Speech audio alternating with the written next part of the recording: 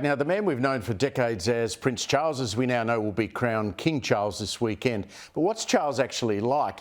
Look, I spent a month with him and Princess Diana in 1983, traipsing from one side of Australia to the next on one of the very famous royal tours.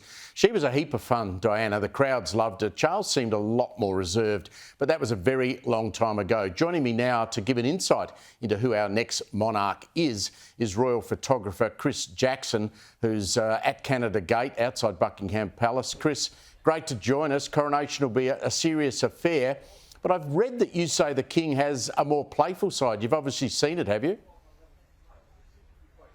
Yeah, good morning. I've photographed him and the Queen for 20 years now, and he does bring a real energy to everything he does. He's got a great sense of humour. Well, both of them have a great sense of humour, and I think that certainly makes my job a lot more enjoyable.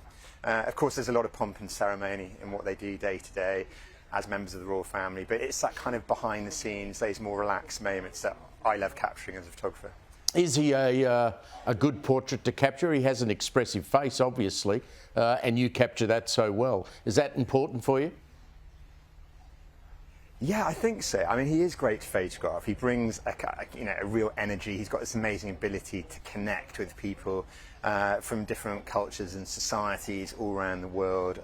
He loves a royal walkabout. We only saw recently in Hamburg, thousands of people came out for that state visit outside the town hall, and he took the time to meet as many people as possible. And I think that's something that both of them try and do whenever they go and wherever they go, be it in the UK or around the world.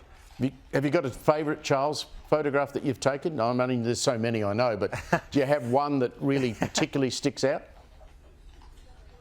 Now, you're putting me on the spot here. It's difficult to choose. I've got quite a lot. I took one recently of the King when he became Ranger of Windsor Great Park, a role that his father held for 70 years. And it's him leaning up against a 600-year-old oak tree. And I just love the symbolism of that for a man who loves being around nature, in nature.